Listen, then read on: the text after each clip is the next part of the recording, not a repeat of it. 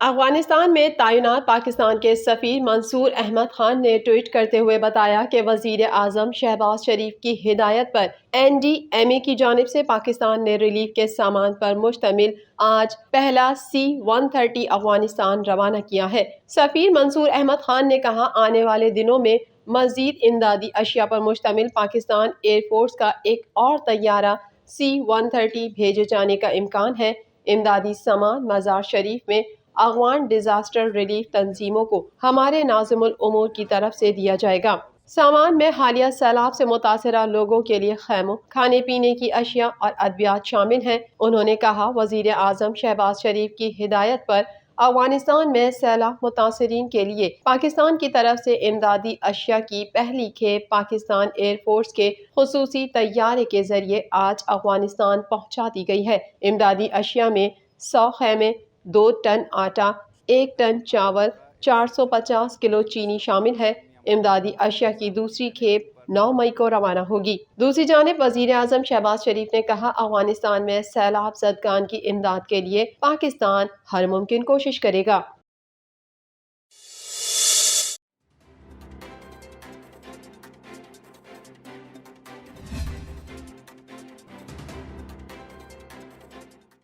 FIA نے پیکا session 20 کو غیر آئینی قرار دینے کا اسلام آباد ہائی کورٹ کا حکم نامہ سپریم کورٹ میں چیلنج کر دیا ہے، جس میں موقف پیش کیا گیا ہے کہ کسی قانونی جواز کے بغیر اسلام آباد ہائی کورٹ نے PFUJ کو ریلیف دیا ہے۔ اسلام آباد ہائی کورٹ نے آئین کے آرٹیکل 19 اور 19A کی غلط تشریح کی ہے۔ FIA کی سپریم کورٹ میں دی گئی درخواست میں استدعا کرتے ہوئے کہا گیا ہے کہ اسلام آباد ہائی کورٹ نے پیکا کے سیشن 20 کو بغیر کسی قانونی جواز کے غیر فعال کیا ہے۔ سیکشن 20 کے غیر فعال ہونے سے قانون شکنوں کو قانون کی خلاف ورزی کرنے کی ترغیب ملے گی۔ 8 اپریل 2022 کا اسلام آباد ہائی کورٹ کا فیصلہ معطل کیا جائے۔ واضح رہے کہ گزشتہ حکومت میں پیکا ترمیمی آرڈیننس جاری کیا گیا تھا، جس کو PBA اور دیگر صحافتی تنظیموں نے اسلام آباد ہائی کورٹ میں چیلنج کیا اور پیکا کے سیکشن 20 کے تحت FIA کے بیجا اختیارات کو بھی چیلنج کیا گیا تھا۔ کیس کے عدالتی فیصلے میں ہتک عزت کو قابل دست اندازی جرم بنانے والی پیکا شک 20 میں کالعدم قرار دے دی گئی تھی، جبکہ پیکا قانون پر FIA کا اختیار سے تجاوز پر انکوائری کا حکم دے دیا گیا تھا، جبکہ FIA کی جانب سے پیکا سیکشن 20 کے تحت درج مقدمات بھی خارج کر دیے گئے تھے۔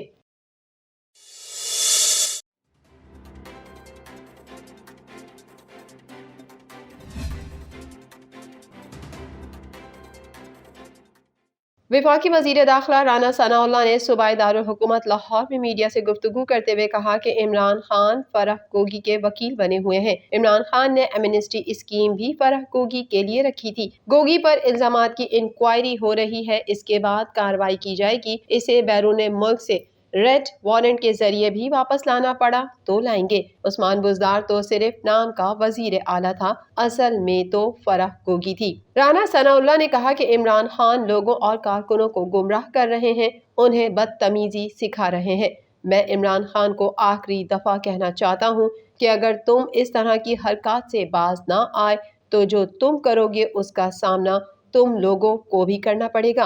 اگر کہیں کسی کے ساتھ بدتمیزی ہوئی تو دوسرے کارکن بھی یہی کریں گے۔ رانا ثناء اللہ نے کہا کہ تمہارے کارکنوں نے دوسرے سیاستدانوں کو برا بھلا کہا تو ہمارے کارکن تمہارے برگر یوتھیوں کی درگت بنا دیں گے۔ شیخ رشید کی خونی لانگ مارچ سے متعلق بیان پر وزیر داخلہ نے کہا کہ یہ لوگ اسی طرح انارکی پھیلانے کی کوشش کر رہے ہیں۔ پنڈی کا شیطان ایک طرف تو کہتا ہے کہ جیل میرا سسرال اور ہتھ کڑی زیور ہے، دوسری طرف ضمانتیں کرواتا پھرتا ہے۔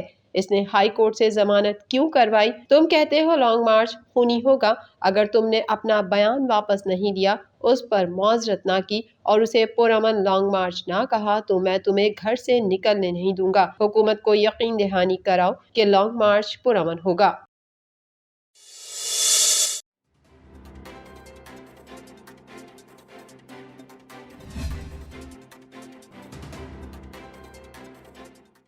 مسلم لیگ نون کے سینیٹر اور سابق وزیر خزانہ اسحاق ڈار نے کہا ہے کہ وہ بہت جلد پاکستان آئیں گے، جبکہ پاکستان کی معیشت کی بہتری کے لیے لندن سے حکومت کو مشورے دے رہا ہوں۔ निजी टीवी के प्रोग्राम में गुफ्तगू करते हुए साबिक वजीर खजाना इसहाक डार ने कहा, मुस्लिम लीग नून ने जब हुकूमत छोड़ी थी तो पाकिस्तान की मईशत तारीख की बुलंद तरीन सतह पर थी। PTI को एक मुस्तहकम मईशत मिली थी, लेकिन PTI ने अपनी नाअहली से मुल्क की मईशत को सख्त नुकसान पहुंचाया। उन्होंने कहा कि हमारी हुकूमत मसाइल पर काबू पाने की कोशिश कर रही है, लेकिन हमारे पास कोई जादू की छड़ी नहीं है कि पलक झपकते ही सब ठीक हो जाए।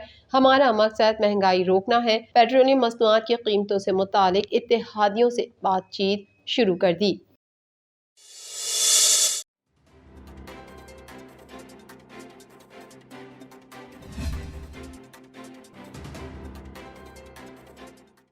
पसंद की शादी करने वाली दुआ जहरा के वालिद सैयद मेहदी अली काज़मी ने सिंध हाई कोर्ट में दरख्वास्त दायर कर दी है, जिसमें मौक़िफ़ पेश किया है कि 16 अप्रैल को रात 12:30 बजे मेरी अहलिया ने बताया कि हमारी बेटी दुआ जहरा लापता है। हमने कराची के अल-फलाह थाने जाकर अपनी बेटी के अगवा का मुकदमा नामालूम अफराद के खिलाफ दर्ज करवाया, ताहम केस के तफ्तीशी अफसर ने मुकदमे का चालान ताहाल जुडिशल मजिस्ट्रेट की अदालत में पेश नहीं किया। दरख्वास्त गुजार ने अदालत को बताया कि हमें सोशल मीडिया के जरिए पता चला कि जहीर अहमद नामी लड़के ने हमारी बेटी दुआ जहरा से शादी कर ली है। निकाह के वक्त दुआ जहरा की उम्र 14 साल थी। कम उम्र की शादी चाइल्ड रिस्ट्रेंट मैरिज एक्ट 2013 के तहत जुर्म है। नादरा रिकॉर्ड के मुताबिक भी दुआ जहरा की उम्र 13 साल बनती है। अदालत से दरख्वास्त है कि हमारी बेटी दुआ जहरा को बाजियाब कराकर हमसे मुलाकात कराने का हुक्म दिया जाए और हमारी बेटी का DNA कराकर उम्र का तयन का हुक्म दिया जाए। दरख्वास्त गुजार सैयद मेहदी अली काज़मी ने अपने वकील के तवस्सुत से दायर दरख्वास्त में मौक़िफ़ अपनाया है कि SSP ईस्ट, SHO अल-फलाह और तफ्तीशी अफसर को हुक्म दिया जाए कि दुआ जहरा को बाजियाब कराएं। तफ्तीशी अफसर को हुक्म दिया जाए कि दुआ जहरा को जहीर अहमद से बाजियाब करा के अदालत में पेश करें। दुआ जहरा और उसकी फैमिली को तहफ़्फ़ुज़ फराहम किया जाए और दुआ जहरा और जहीर अहमद की 17 अप्रैल को होने वाली शादी गैर कानूनी करार दी जाए।